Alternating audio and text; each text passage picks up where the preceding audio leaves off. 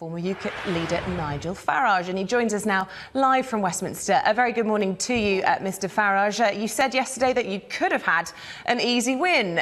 Do you really mean that? You've tried 7 times and not had much success. I think so, yes. I think really? so. I mean, look, I was very aggrieved by what happened in 2015. Clearly, that campaign I fought down in Thanet was not contested on the basis of a level playing field. But look, forget that. I came into politics from business 20 years ago because I wanted to get Britain out of the European Union. And I'm very pleased with the role that Ukip has played to help us get where we are. The question is, how do I best help the Brexit process from here?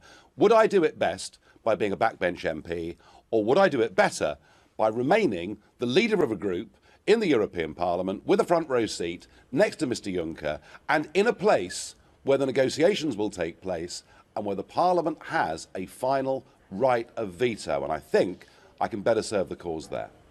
Many people will be confused by that, because what you've really been campaigning for all these years is to get control back to the UK, for us to have key decisions on the laws, on the negotiations that are going to be taking place over the next couple of years. And you're now saying you don't want to be involved in that. You're going to rule yourself out. You can do better in Europe. I think you're missing the point. There will be no negotiations in Westminster whatsoever. They will not be part of this process. And yes, of course, I want us to be out of those institutions, but we're not out yet. We may have won the war, we've yet to win the peace. And the European Parliament, we could go through 2 years of really hard work, have a good deal, and those MEPs could veto it. And I want to use my position, particularly with European media, to make sure that French and German and Belgian voters put huge pressure on their MEPs to say, come on, let's have a common sense trade deal with the United Kingdom. They're a very important export market to us. Now, I can't promise you, sitting here this morning, that I will succeed with this, but I'm going to try.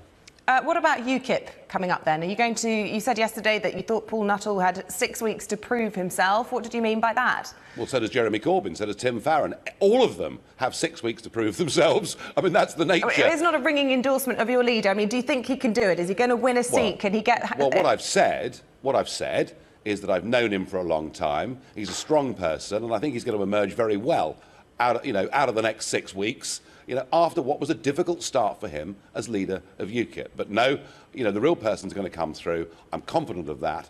I honestly think that what you've seen in the last week are a significant number of Ukip voters listening to Theresa May's message that if you don't vote for her, Mr Corbyn and Mr Farron and the SNP will reverse the Brexit process. And they've been scared by it. When they realise, as these weeks develop, that actually there is going to be a Tory landslide, they can vote Ukip because they want to have a strong voice to hold the government to account.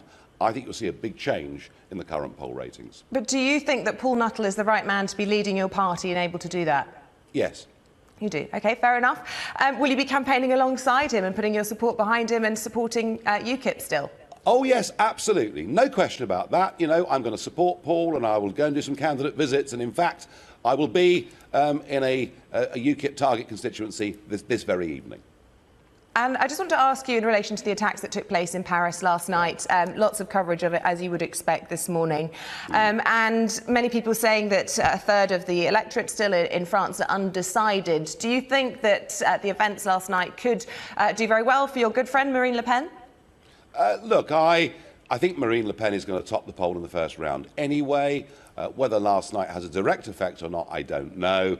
But I think the message that we already have a problem with homegrown terror in our countries, why on earth would you add to it with open borders? And France has a bigger problem with that than we do. That message is very strong. So I expect to see her go through to the second round. And we could be in a couple of weeks' time, we could be in for a result in France that, in terms of the European Union, is far bigger than Brexit. Look, you talk about borders there.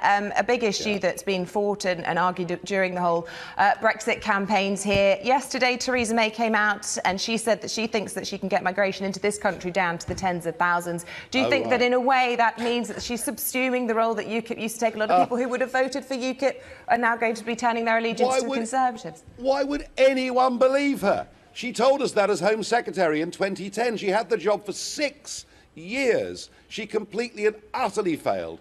Not only did it not come down to tens of thousands, it was up to 1/3 of a million. She failed completely and totally. And she may have made that statement yesterday, but that was after Karen Bradley had appeared on Sky, the Culture Secretary, and said as far as she was concerned, it wasn't about numbers, but about the quality of people coming. The one thing you cannot trust this government on, and Theresa May on, is immigration, and that is why you need a strong Ukip voice in British politics to hold them to account. So is it about numbers? What's the Ukip view? Of course it's about numbers. You know, why is Jeremy Corbyn today launching his campaign on class sizes? Well, the reason, Mr. Corbyn, though you may find it tough to admit, is because the population is going through the roof. And it's going through the roof because net migration, on the official figures, has been running at 1/3 of a million people every single year. OK, Nigel Farage, really good to talk to you.